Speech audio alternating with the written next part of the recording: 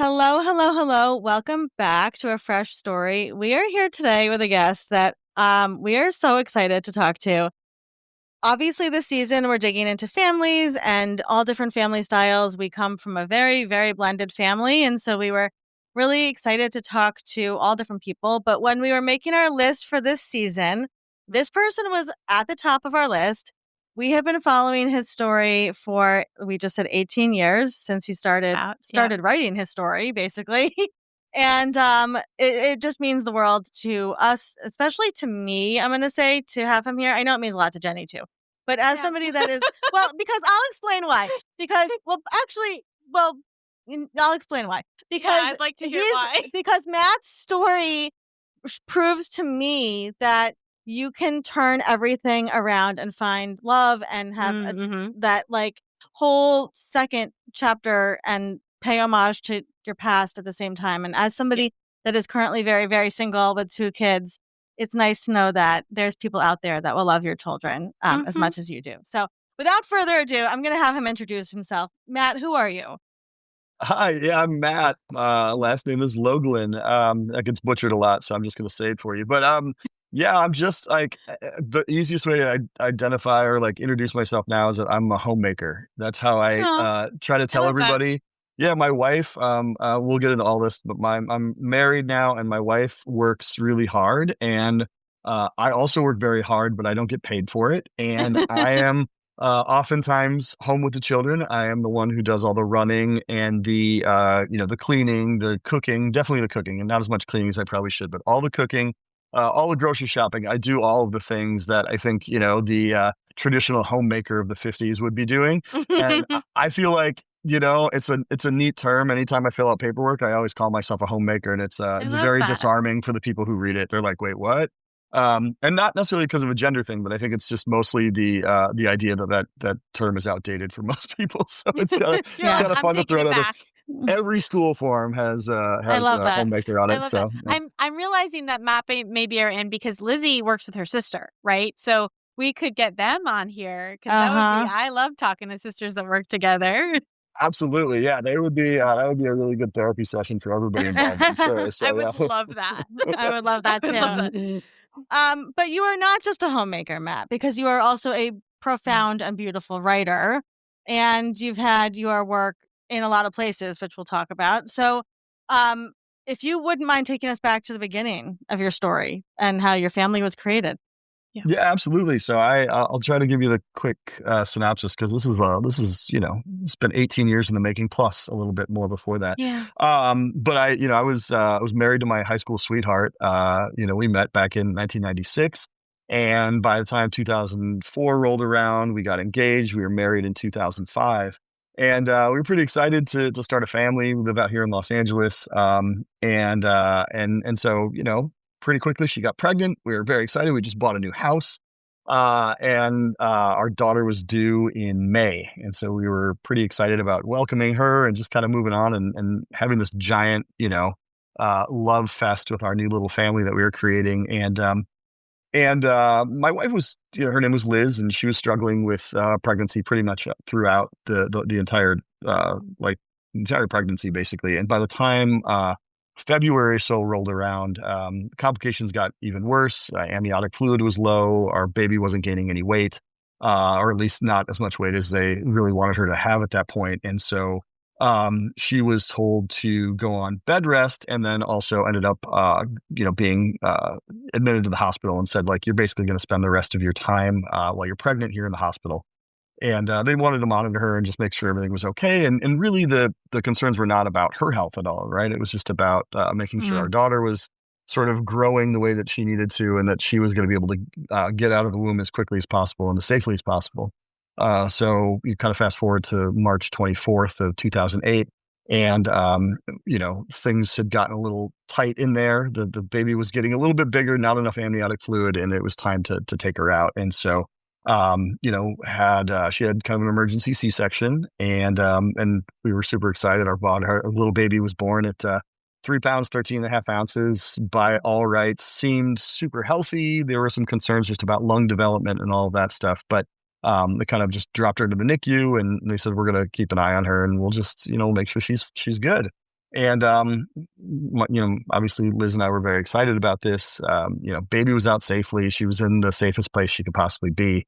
And the next day, she was still on bed rest. They had basically said, like, you need to kind of stay here. We'll get you all fixed up and everything. And then when you're ready, we'll take you down to see your daughter in the NICU. And so fast forward about 27 hours.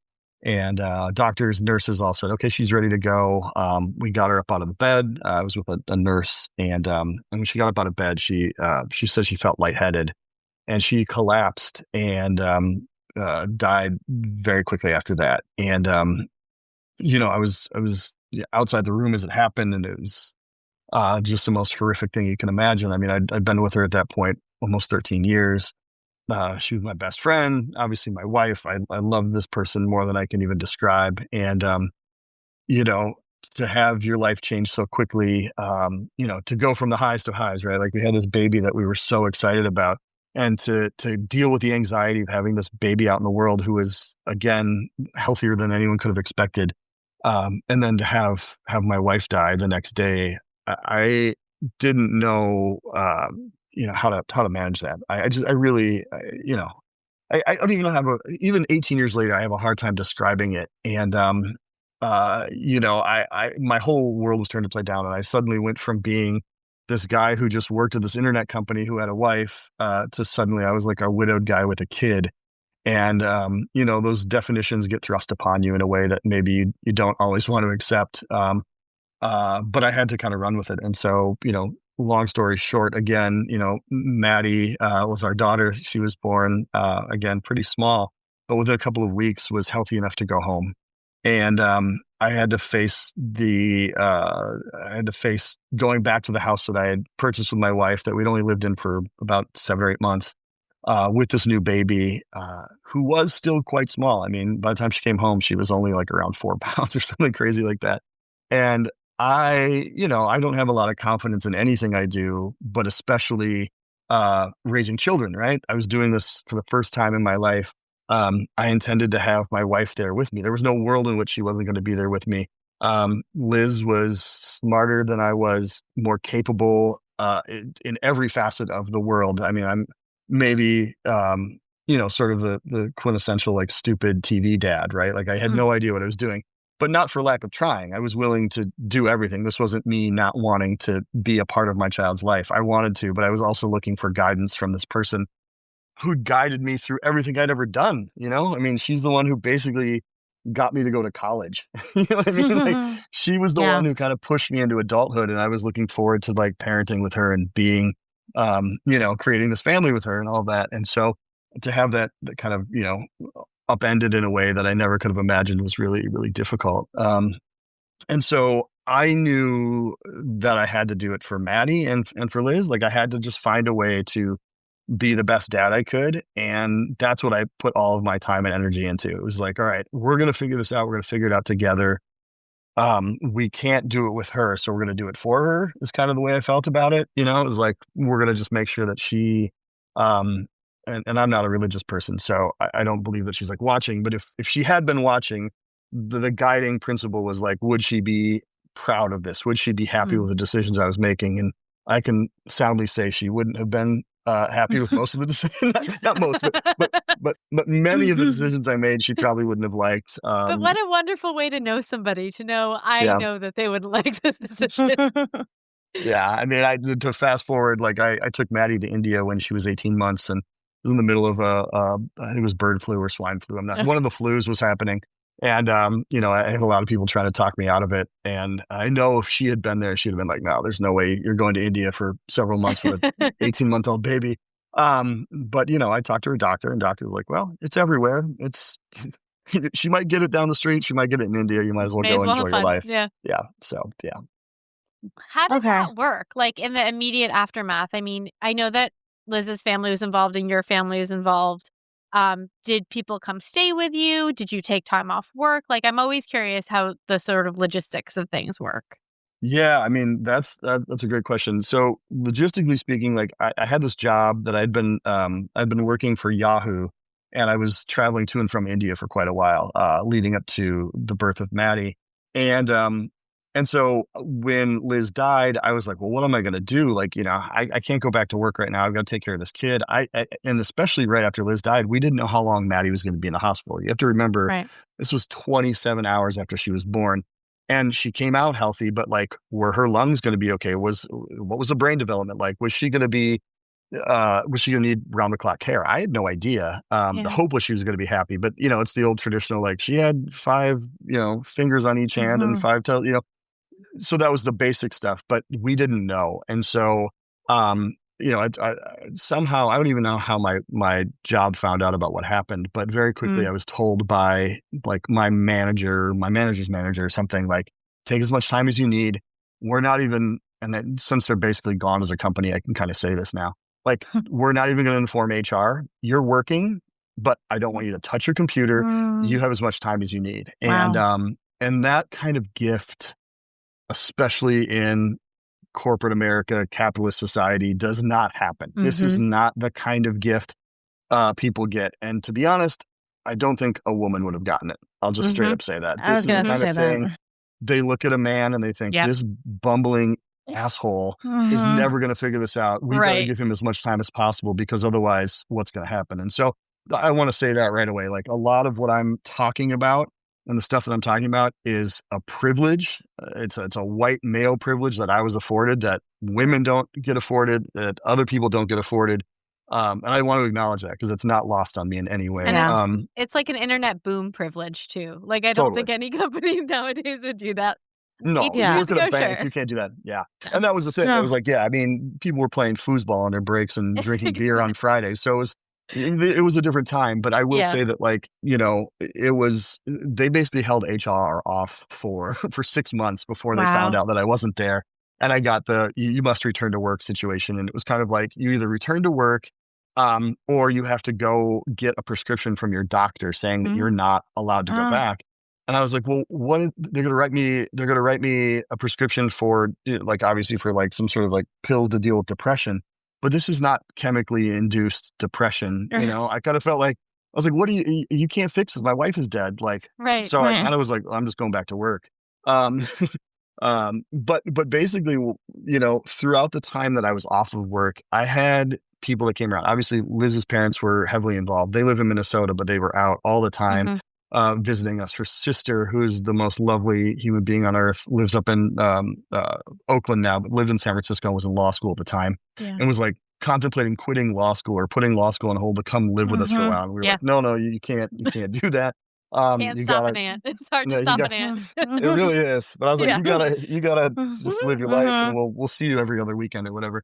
And then, I had friends that came out, but you have to understand, at that time in my life, I was 30 years old. In Los Angeles, like, new dads are typically around like 45. That's when they start having kids. I was a young new dad. Even my friends who were older than me didn't have kids. Most of them weren't in relationships. And so it's not like I could call these guys to be like, hey, can you watch my kid while I like take a nap even, let alone I'm going to go on vacation for a while. I had one friend and his family that were able to take Maddie a couple of times. Like, I had to go to a second funeral for my wife in Minnesota, and I couldn't bring Maddie. She was too small to fly even, and not healthy enough. She ended up staying with some friends in town. But that was like the only guy I could really count on.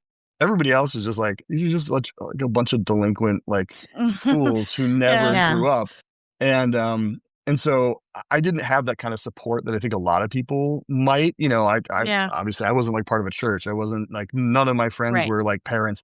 And even my friends from Minnesota, where I grew up, they would come out and visit me. But what I found out later, like, I had 2 different friends come out and visit, and it was like, because their wives were pregnant. Actually, 3 different friends. Their wives were like pregnant. They hadn't told me, and they were like trying to figure out, at least in my estimation, like, they were trying to figure out how to be a dad. How does he do this? So we're gonna come out, we're gonna hang out for a week. Maybe we'll go have a beer or whatever. But it was that's so funny. Let me guide you through this. It's like tourism into your life. Yeah, it was. And that's how it felt, in the most loving way possible, right? Yeah. Like, that could sound very negative. Respectful, but yes. Totally. But it did feel kind of like, all right, well, I'm popping in for a little bit. And that's the struggle, I think, in any situation, right? Whether it's a divorce or the death of your partner or whatever. Your world has completely stopped. It's like my world shut down in a way that it was just so crazy to me. that the sun was still shining and that people were going to the grocery store and all this stuff, because I couldn't like function. And then I had these friends popping in to be like, "Hey, let's go to Disneyland for the day," or whatever. It's like, oh man, you guys, I can't even think about this stuff. And like the prospect of going to someone's wedding or something was like, not that I wasn't happy for them, but I was like, you guys, I can't do this. But of course I did, and I was happy for everybody. And I just went and did it because I'm a good Midwesterner. Well, okay, but to lose your beloved person, and then also be a new parent. Like those are two really big wallops at once. And 30 is young. Oh, yeah. 30 is young. Yeah. 30 is young. I feel it now, especially. But to illustrate your point about those things being two big things, like I remember getting 2 cards in the mail one time, same day, from the same person. It was like one of my dad's brothers, so my uncle. One was, "Congratulations on the birth of your baby." Card number 2, opened right afterwards, was, "Sorry about the death of your partner or your wife," or whatever it said. And I was like, imagine my uncle having to go into Target and buy those 2 cards and lay them down, and like the person's like, "Oh fuck, this guy's had a real bad. Someone's having a bad day." Yeah, and that's how it felt, Okay, but so during this time, Matt, you started writing, no? Or were you always a writer at heart? No, I hate writing, and I didn't want to do it. But one of the things that I was doing was, Liz was in the hospital. We were trying to update everybody as efficiently as possible. And you know how it goes. Like everybody wants updates. We both have big families, and everybody's writing us and calling us. She had a ton of friends. I had like, one friend or whatever, but everybody wanted to know what was going on. And so it was one of those things where, it was easier than having to try to field phone calls all day. It was just much easier to write it. And I had a blog that I'd set up when I was working in India, all for photography. All I was doing was posting photos of stuff I was seeing and stuff I was doing. Literally no writing, no words associated with it. But I had this like space that was already there, and it was easy to point my family in that direction. And so while she was in the hospital, I was just writing about, what was happening, all these updates. And then after she died and everybody started to kind of filter back to their homes and, they went back to their lives and I was still stuck in mine. It felt like an easy way to kind of update everybody again on what was going on. Because not only did I have no confidence in my ability to be a parent, let alone a good one, nobody around me did either. I think it's like one of those things where like they're looking at me and they're going, "Oh man, how is he going to do this?" Yeah. And I wanted to make sure that they knew that I was doing it right. And there's no easy way to explain that other than for me again to take a bunch of photos and write little like bits of words, because I hate writing. But it was really easy to say like, "Hey, this is something I'm doing right now." I took Maddie to this Cuban restaurant today and she sat in her car seat under the table, and it was the most mundane shit you could possibly imagine, right? Like, but I was also started talking about how I felt about things and where I was like mentally and all this kind of stuff.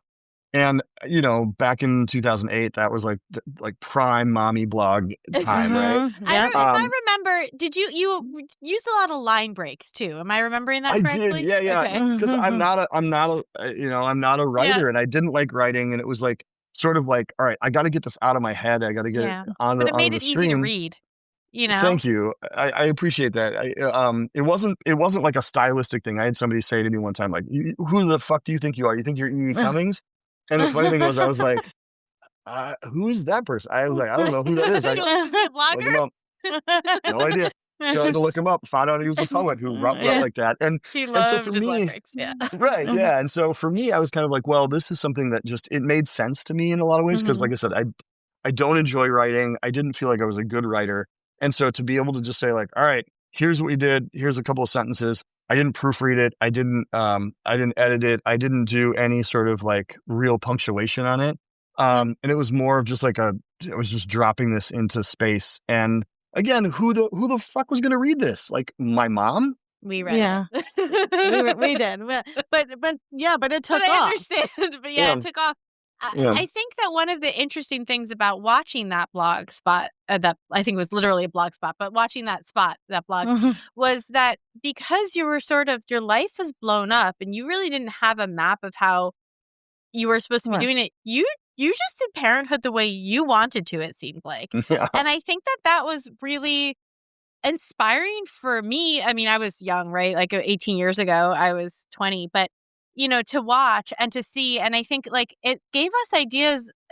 Olivia and I were young enough where it kind of formed into our brains of like, oh, you can do it however you want. And I think if you could talk about that, like you went places with Maddie, you went to the record shop with her, like you just took her around and sort of lived your life and made it the two of your life. Yeah, thank you for saying that. It's something that, I talked to Liz about before we had Maddie, and it was always like, obviously this child's going to change our life. Things are going to be different. Yeah. But one of the things that drives me nuts about almost everybody I've ever met who's had kids is that they identify only as a parent after that, right? We, we contain multitudes, as they say, right? Like we are the sum of all of our experiences. And I never want to identify as one thing. I just had this conversation with somebody else the other day. I don't identify as a writer because I don't actively write anymore, right? I identify as a parent. I identify as a homemaker. Those are the two things I actively do.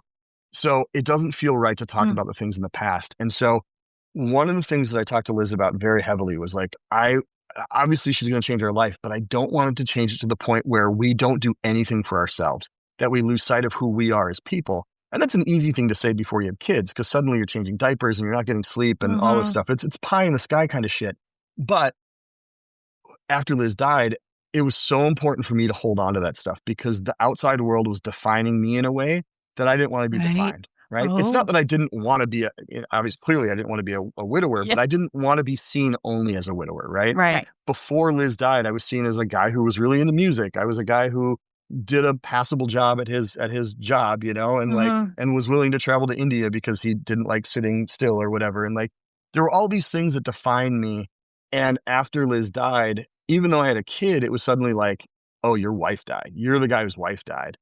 And that didn't feel right to me because yes, that was it. That was probably at that moment, besides being a parent, that was the biggest like thing that had happened to me clearly. And it was probably the easiest way to define me, but it didn't feel right, And so when it was just Maddie and me, and I knew that she was going to be okay and she was healthy enough to do this stuff, it was like, all right, we have this gift now. We have this, at the time, I didn't know how long it was going to be, but like it could be 2 weeks, it could be 3 weeks, it could be a month, it could be 6 months, but let's take advantage of this time together. And even though she couldn't remember it, we're going everywhere together. And I also didn't have the luxury of just leaving her with somebody most of the time, right? Right. So I was like, well, I still need to buy records. Every Tuesday, it was like release day. I was excited about new music. I'm taking her to Amoeba.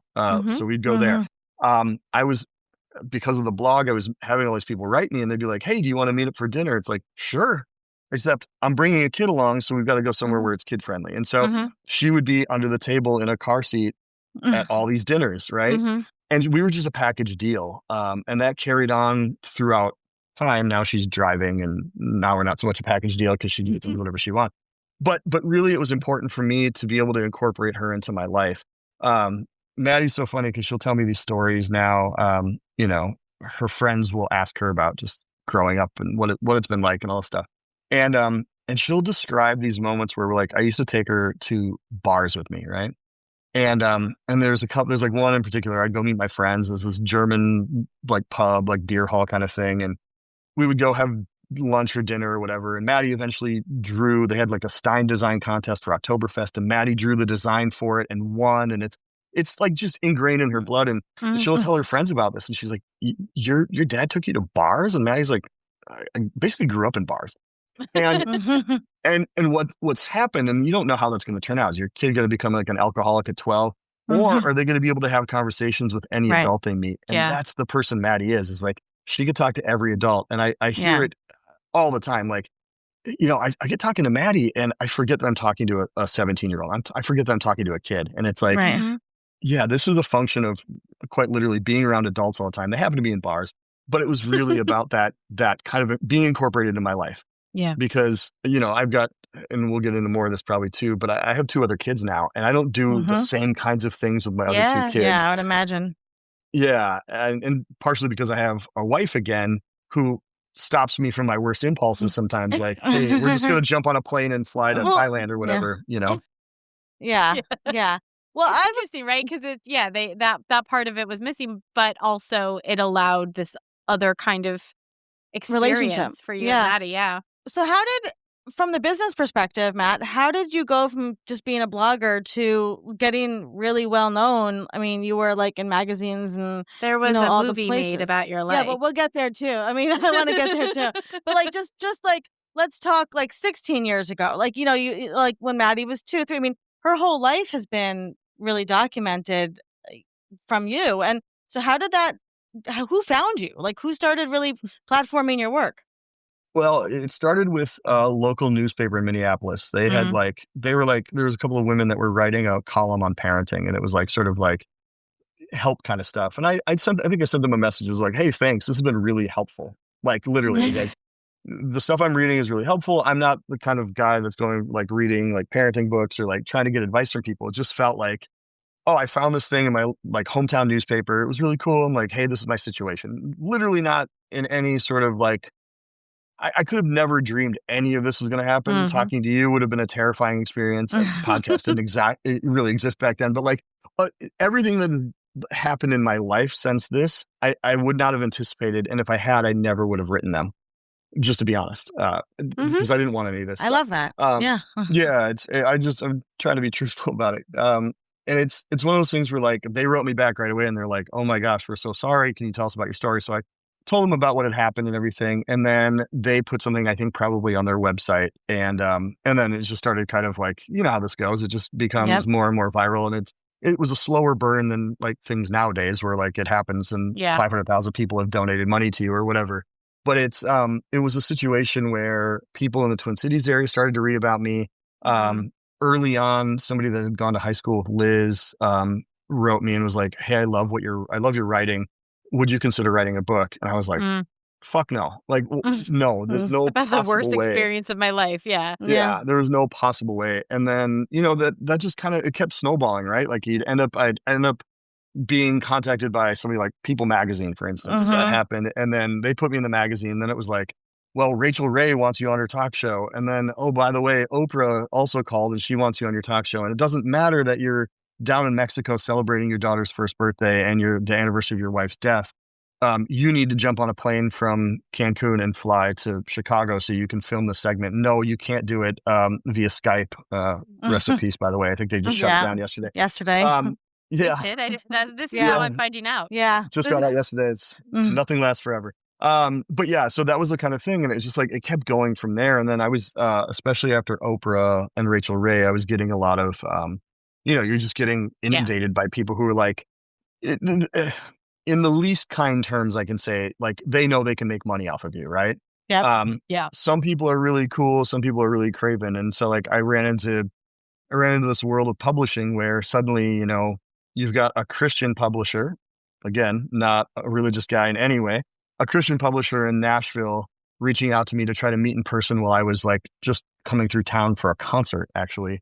And saying like, we want to meet with you. We want to talk to you about publishing a book. And then it went from, we want to have you write your story to, we have a ghostwriter that's ready to pump this out right away. We're going to do a really inspirational take on this. We're going to sell millions of copies of your book. And I was like, fuck, no, this is not how I want it. And eventually what happened was, I started getting a lot of attention from different places, bigger than like Oprah and all that stuff. And I had agents calling me from everywhere. Like, and this is how dumb and how big of a rube I am. Like I got a call from, and I let it go to voicemail, of course, because I don't answer my calls, from a company called William Morris.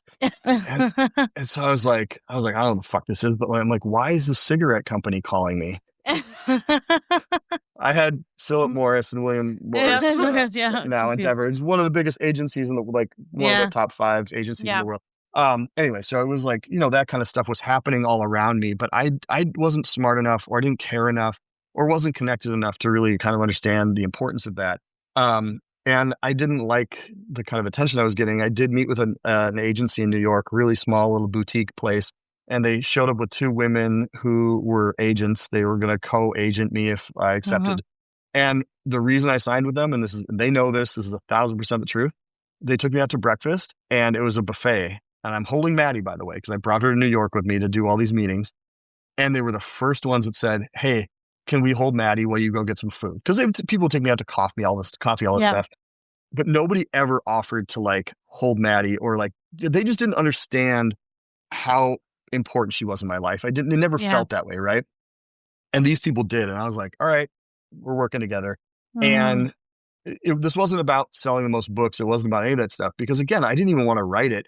What I wanted was more freedom. And I didn't want to go back to my job. And I had been back there by the time I started figuring this book stuff out, I'd been back at my job for about 6 months.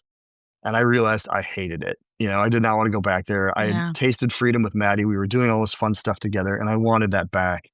And so, eventually this thing happens where they send out I wrote a proposal with the help of my agents. They send it out. They're like, we'll send it out to some publishers, and maybe we'll get a couple that are interested. And, you'll hear from us in a couple of weeks. And I'm like, all right, cool. So this goes out on a Friday. Monday morning, before I even got to work, I got a call saying we sent this out to 18 publishing houses. I think they said like 15 or 16 wanted to meet with me. And they're like, again, this is being a white male. This is being in the era of blogs they were just buying up blogs for 17 no years reason. ago. Yeah. Yep. Publishers had no idea how to even understand or quantify or qualify the kind of traffic I was getting. So they were asking about like how many page views I was getting, which was bullshit. They should have been asking about unique visitors back then, all this stuff. Anyway, so I had to fly to New York. I literally had to go to my job and say, hey, I need to fly to New York tomorrow. So I needed a couple of days off. And, my boss was like, that's the second best excuse I've ever heard. And I was like, what was your first? And he's like, well, somebody told me they needed Halloween off because they were a Wiccan. And I was like, all right, can't beat that. Anyway. Can't compete.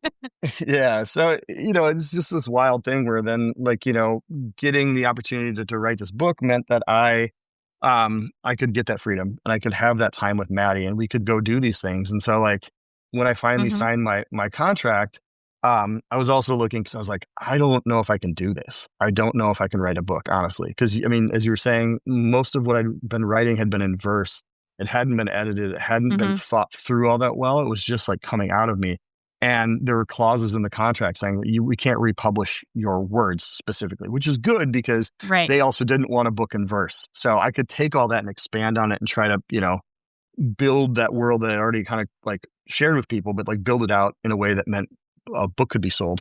And that was great and everything, but I also didn't know if I could do it. And so I talked to my father-in-law, Liz's dad, who's a lawyer. And I was like, if I don't finish this, can I go to jail? Are they going to throw me in jail if I don't finish this book? And he's like, no, you'll basically get to keep whatever you've been paid and we'll see how it goes. But anyway, the whole goal again was just to get out of town and be with Maddie and travel and do all that. And that's what I was afforded to do. Yeah. It's amazing. It's amazing. And then it became a Netflix movie, special. I mean, one of the top Netflix shows, right? Movie. I mean, how did that show movie? It's the weirdest thing in the world because before the book came out, there was a lot of, I was getting a lot of attention, a lot of press, and they were talking about trying to make a movie out of this thing before the book was even on shelves, before they knew how it was going to sell. It was just a lot of build up to this thing, right? It was the publisher had put it into their catalog as one of the lead books for that season.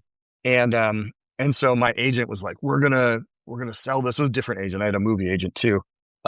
And they were like, we're going to make this into a movie. We're going to sell this before your book even comes out. And this is around 2011 or so. And everything died right there. So nobody cared about any sort of heartfelt movies at that point. Hollywood kind of goes in cycles, and they were at the start of the cycle for all the Marvel movies, right? And all of these action films. I was just going to say that, yeah. Yeah. So that was the beginning of it. And so before that, you had a movie like The Descendants, which I still haven't seen, but there were movies that were about families about really dark. Yeah, I've heard this, right? Really dark, sad subjects that they could put into theaters and people would go see them. But then the cycle shifted and we couldn't sell my movie anywhere. And again, that wasn't my goal, but my agent was like, we're going to sell this movie. We're going to get you some money so you can keep traveling with Maddie. Fascinating. Eventually I spent all my money from my book, had to go back to Yahoo, got laid off, kind of played around for a bit and tried to figure out what I was going to do. But in the meantime, the movie was kind of happening in the background. It wasn't part of my everyday life. I didn't think about it. I was back to being, again, I was working at an internet company. I was a dad. I was a homemaker, all this stuff. And in the background, this was all happening. And one day I got a call saying hey, we want to have you meet, I think it was Channing Tatum first, and it was Justin Timberlake, and it was, two of the Chris's. There's the one that's in the Marvel movies and the other Chris. And so there were all these things happening around that were saying like, we're gonna find this person to act and to play you. And this happens in Hollywood all the time where they might, because now I'm remarried to a TV writer, and so things happen and don't happen, and it just goes in and out all the time. Yeah. But basically, I had no hope the movie would ever get made. And then one day, I get a call from my agent. She's like, "Are you sitting down?" And I was like, "Oh God, what happened now?" And she said, "Well, they're gonna make your movie." And I was like, "Oh shit, that's crazy." And she's like, "That's not even the craziest part." I was like, "Well, what could be crazier than this like normal random, dad having a movie made about him?" And they're like, "Well, you're gonna be played by Kevin Hart." And I don't know if there's gonna be video on this, and I'm not sure what people picture when they hear my voice or what they think about me, but I'm like a now middle-aged white man, who's slightly overweight and not good looking. And then you have this, nor am I charismatic. No, that's but not true. You look like a very classic Minnesota boy. That's what you look Thank like. you. Yeah, I look like a lumberjack, as my children tell me all the time. Yeah. But Kevin Hart's obviously the opposite. Like he's got better abs than I do. He's just a better looking guy. He's like more charismatic, and and that was a big shock. And I think it was also really cool. I think the idea here, and I hope what gets across with this is that, we all kind of have to go through these terrible things in life. Like if you don't, you're the luckiest person on earth, right? Also, you'll be the last one alive, and you're gonna, whatever. Or you're the first one That's dead, its right? own Like fate. then you don't get to experience it. Right? But for me, like it was really cool to know that like they could have some sort of vision and say, this is like, not that my story specifically is a universal story, but yeah, grief is a universal story, and parenthood can be a universal story for those who choose it. And it was really neat to be able to say like, hey, we're going to put somebody else in this role, and we're going to make this something different. It wasn't tied to me anymore, and it also it gave me a lot of freedom to not have this movie tied. If it had been horrible, right? And some people liked it, some people didn't. Whatever, I thought it was great.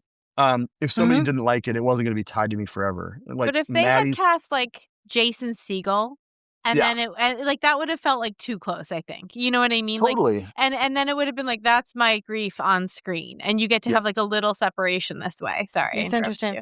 No, that's fascinating.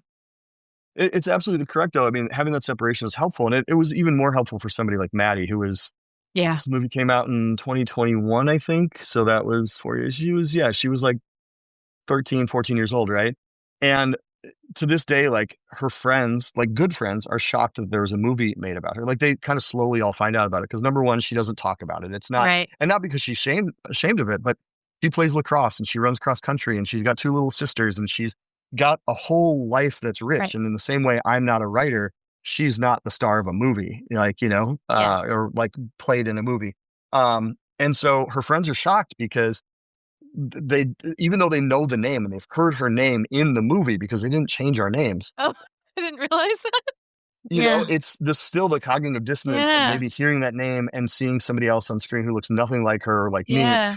They haven't connected the dots sometimes. And I'm just like, that blows me away sometimes. That's so interesting. Like, that's so fascinating. Weird. I mean, it allows you guys not to be like stuck in the worst day of your life too, right? I think, and that's important because you both have led beautiful lives after that, which I would like to now talk about your I want to pivot. Life. Yeah. So how did you meet your wife? We met, this is going to sound so romantic and you couldn't even write this, but we met on an airplane.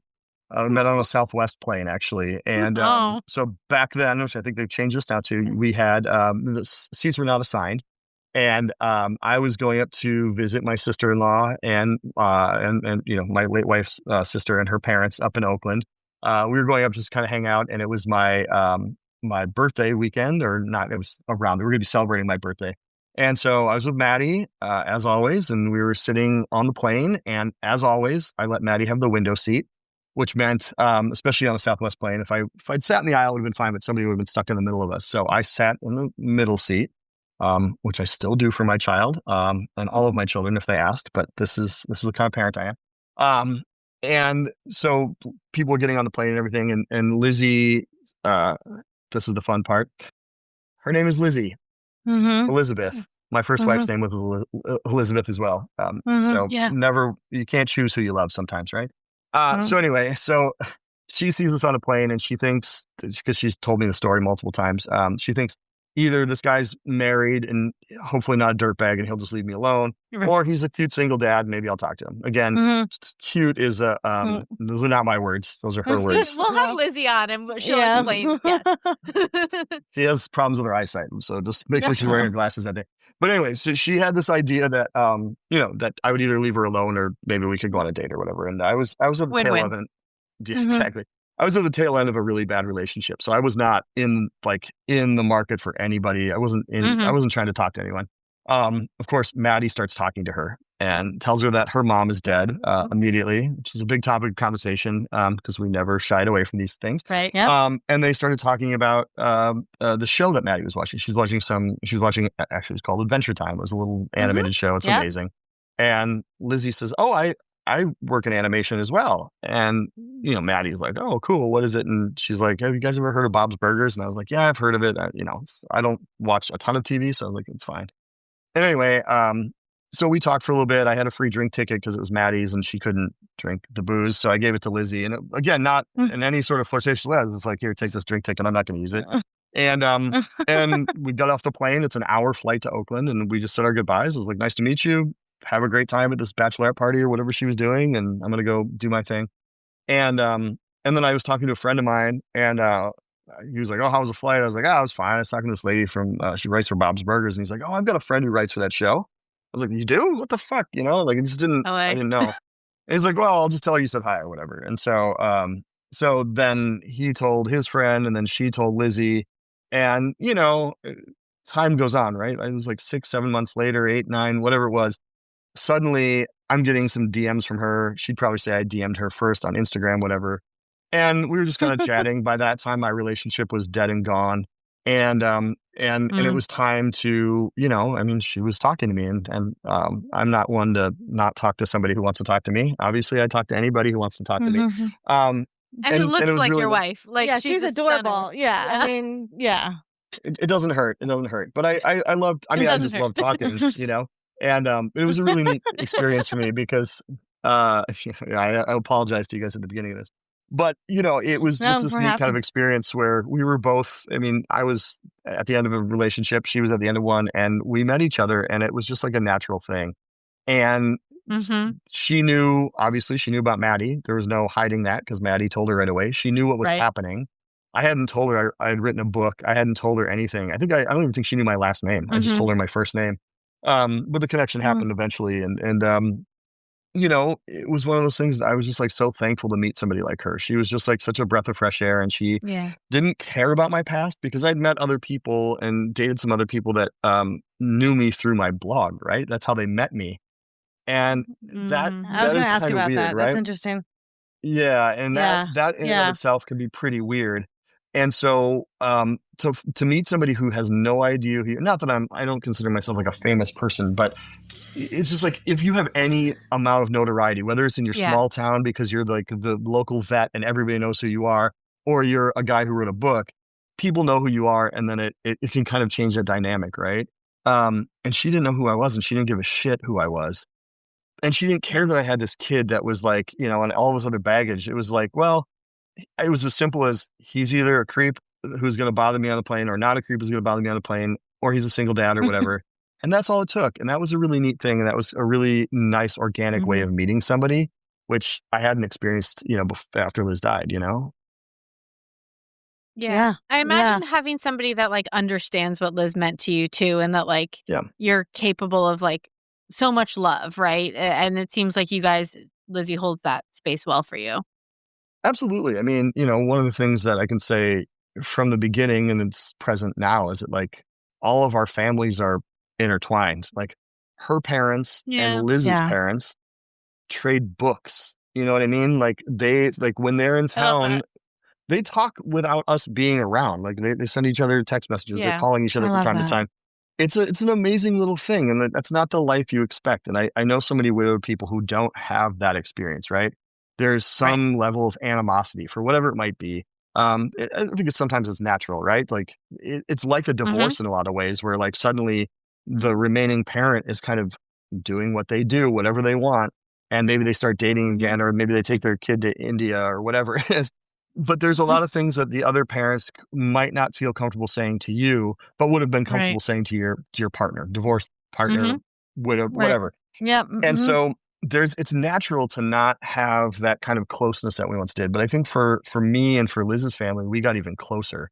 And Lizzie knew from the beginning that this was just as Maddie was a package deal to all the publishers and everybody else, Liz's family was also a package deal. And I can't tell you for sure that it's been easy for her. I'm sure she struggled. I know she has. It's been tough in certain instances. Having having a movie about us. I mean, Lizzie featured prominently in the movie, right? So things like that, she didn't sign up for. She didn't sign up to be in a fucking Netflix movie with Kevin Hart. She didn't sign up for all this stuff, but she's accepted it in a way and really been gracious and sort of graceful throughout the process. And I'm really thankful for her, because this could be a very difficult situation where you meet somebody, you fall in love, and they say, I don't want anything to do with any of this life that you had, right? Whether it's the family or this weird shit that's happened around me. But she's been so wonderful about it. And at the same time, we've carved out our own life. You know what I mean? Yeah. None of this has stopped us from creating the family we want, right? Yes. Yes. You're not just living in like a an altar to your old marriage, to your last marriage. Yeah. Tell us about your other two girls. Yes. So we were lucky enough to have two more kids, and definitely have stopped at that because Three daughters isn't enough for you? Three's a lot. Three of anything is a lot to me. Three daughters, especially with the age gaps we have. Like, Maddie's going to be 18 next year. And it's amazing how your body forgets. When I was younger, I could do all these things. And now I'm 47 and I'm like, man, just getting out of bed sometimes is tough. And so it's hard. But I have a 6-year-old named Bernadette who goes by Birdie. And we also have a 3-year-old her name is Agatha. And she's currently the most challenging child I've ever met in my entire life. The sweetest, funniest kid. She's going to be the class clown. She's going to get probably kicked out of school. I have one all like the that. time. Yeah. Oh, isn't that fun? Well, I have a son like that, and we can talk about it off recording because I always say he's going to be on Saturday Night Live, but it's like raising a Chris Farley, and it's really hard to explain to the world that you're raising a kid that's just meant for Saturday Night Live. So I get it. That's such a perfect description. My child is, she's meant for like some sort of physical comedy too. It's just everything she does, she throws her whole body into it. Birdie is the sweetest, most gentle. She's like full of feelings and just the sweetest kid you ever met. And she started off as a demon. So I don't know how it went from that to this. Agatha started off sweet. Now she's a demon. And it's the funniest thing because she's so damn cute, and she'll look at you and she can get away with anything because she's so cute and funny and just verbose. And I don't know. I just love her. But she's a challenge. And so, that's where our life is. We have a 17-year-old who's graduating next year. She's driving. She's fully independent. She's going to prom next weekend. And then we have these two little kids. And I joke with Lizzie all the time. I'm like, man, if we had just not had any other children, and mind you, I love them and I'm so thankful for them. But every once in a while when I'm up at 2 a.m. and then they keep me up until 6 because the little one definitely doesn't like to sleep. I'm always like, man, we could be like basically a year from retirement, like from parenting retirement. This kid's off to college. Yes, we're traveling the world. Now, mind you, she has several full-time jobs. We could she's got a couple of shows on there right now. Yeah, so busy. She's writing movies. She's doing all this stuff. Yeah. It wouldn't happen, really. But in my mind, I'm like, man, if we had done this. But at the same time, I love it. I'm super involved at Birdie's school. I put on like the Halloween event, co-chaired it with somebody. That was the worst experience of my life. I'll never do it again. But I love this idea that I get to kind of redo parenting in a way that I didn't get to do with Maddie.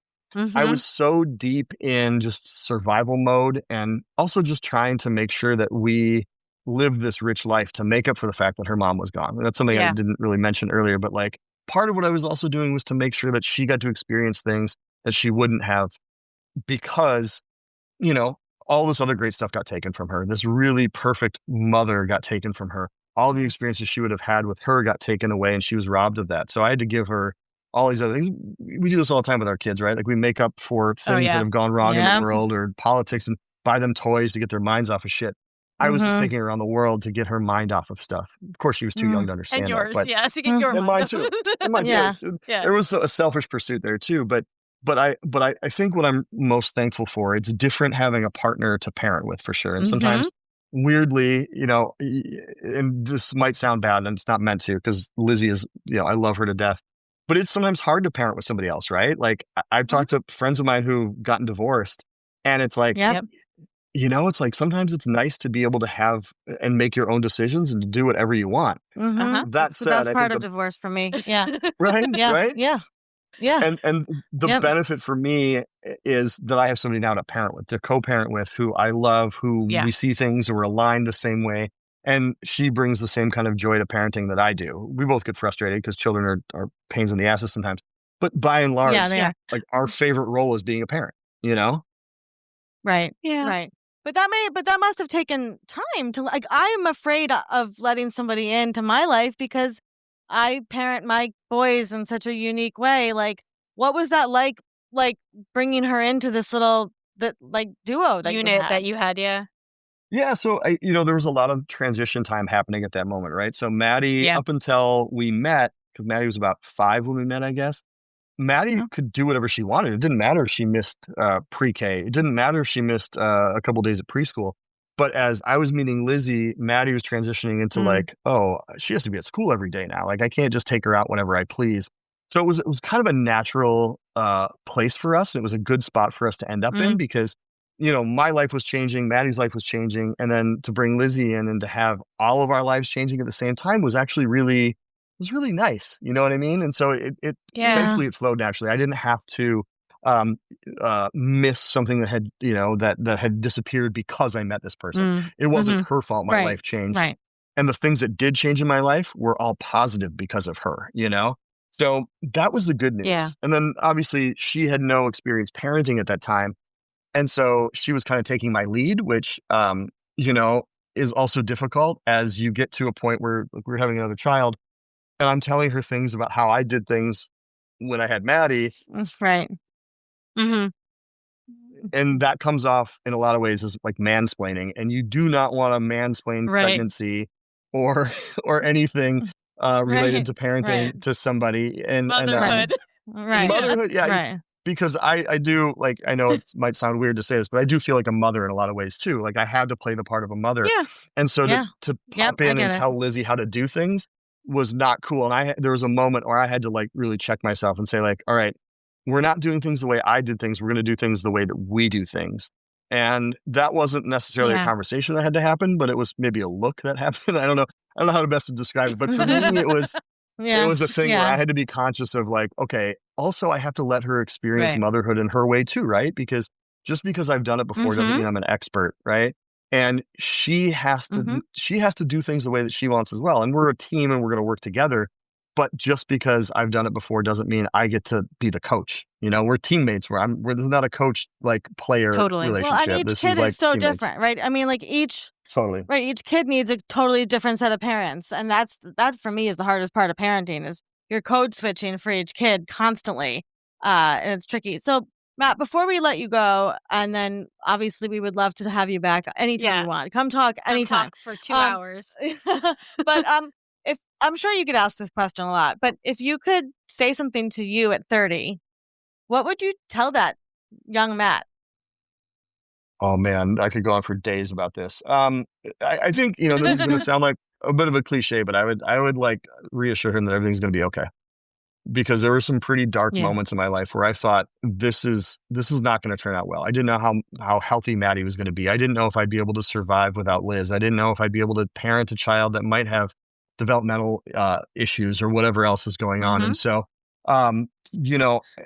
looking back at that and seeing where we've gone and where we've gotten to and where we're continuing to go, like, I would just say, like, just hang in there. Shit's going to be okay, even if it doesn't feel like it. And, that's one thing. Another thing I would say is like, accept help. When people offer help, because a lot of people don't know how to get you through these situations. I had a lot of people offering me a lot of things, and pride said no, and lots of different things said no. But when I accepted help and assistance and advice and people who wanted to show their care by doing millions of different things. Once I allowed them to do that, um, I felt so much better as a person, and I talked to my father-in-law about this, and I'll never forget him saying this. He's like, people want to help you, but a lot of times they're doing this for themselves. And it was a way of alleviating my guilt because I felt guilty taking things from people, taking their time, taking their energy, taking their whatever it might be. And he was saying, let them do this. This is their way of feeling better. And this is their way of giving to you in a way that they can't. And that's really profound shit because you think, my God, I'm so focused on my goddamn self that I'm sitting here thinking that this is all about me. And it might sound selfish to say it's also about them, but it's also not, right? Like this is, again, we're all in this together. And if you've got a community of people that care about you, whether it's family or friends or just random people who read your fucking blog and want to talk to you 17 years later, like, that's pretty fucking cool. Like there's a lot of bad stuff on the internet, but this is not it. This is not what it is. No. This is the good part. Yeah. And like I said at the beginning of the show, you have given me so much hope through the last 18 years. Like, and I know like you're a very humble, grounded person, and that is very clear. But I just want you to know that you have given so many people hope. And I know you know that, but sometimes it can feel like you're screaming into the void with your own words and your own grief and your own story. And we've watched you. We've watched Maddie grow up. We've been cheering both of you on. I mean, we were excited when you were like, I'm engaged, and and you had the girls, the 2 girls. Yeah, we were like, and I think we did have conversations like, how amazing is it? How beautiful is it? And can you believe her name is also Liz? Like things like that. So so just thank you for sharing because I know it's not always easy to share your story, and just we appreciate you, and we consider you a friend even though this is the first time we've met officially. So thank you for being you, Matt. Thank you guys. I mean, I really appreciate this. It's nice to be able to talk about it. Because the other piece of advice I would give myself, and it really messes up these kinds of interactions, which is don't share all this stuff. I would have told myself, because this is scary stuff, right? Having to face the idea of like people reading your writing, which I never expected would happen. Having to write a book about it and people reading it, or watching a movie about you, or just walking past you in a grocery store and saying like, I know that guy. Like, I don't want to be known by people. That's not my goal. I want to be as anonymous as possible. And so I would tell myself, just shut the fuck up. Just well, we're glad go you didn't and do say your thing. that, Matt. But and like I said, I understand. I get it. This is why I'm glad I didn't. It's not the book. It's not the movie. It's the people I met. I met a lot of really great friends through this. And I'm thankful for that. I'm thankful that you guys want anything to do with me and that you want to talk to me and that you're still reading or looking at photos of my life all these years later. And that's the kind of thing that like makes me retract that idea. Like, hey, not in this like way where I feel like I'm so cool and I helped all these people, but to know that like anybody listened or saw what I did and thought, hey, that's not the worst thing that a human being has done for a child. Like, that makes me feel good. You know what I mean? Like, it's like maybe there was some level of inspiration there. Maybe it helps, 100%. Telling Liz's story convince somebody to be an advocate for themselves in the hospital when they didn't think that they could or didn't think that they should. Those things are important. And that's why that shared experience, the mommy bloggers that were out there, the people who are doing podcasts now, people who share their stories. I'm not in this list, but I'm saying there are a lot of true heroes out there who really do save lives by sharing these stories. And whether that's a physical life that's been saved or like somebody's mental health has been saved by hearing somebody else's story. Those things are so important. And I'm happy that you guys are on the front lines doing this because I'm not anymore. Thank you. Well, and I just appreciate it. So. I'm going to push back on that because I think that you have saved lives. And and I also think that like your guidebook is not the same as mine, right? My husband left and I had 2 little kids. But again, having that lighthouse of like, Matt did it. He went through this really horrible 27 hours of his life and he survived, and I can survive whatever. Like, people don't forget that. And like, you've touched so many people, and it's not easy to share your kids with the internet. I very much understand that. And so just like, thank you. That's all. I mean, we just appreciate you so much. Thank you. Well, I appreciate that too. Thank you. And I just one last thing about sharing kids on the internet. It's very funny. Don't. I mean, that's the other advice is don't do it. But Maddie, she's in high school, as I said, and she, one of her classes, they had an assignment where they had to work in groups and they had to research each other's online footprint. Oh no. Oh my God. My kids would not do okay with that. So Maddie thankfully knows everything, pretty much. And but her class, as I said, friends didn't know, so her class didn't know about a lot of this stuff.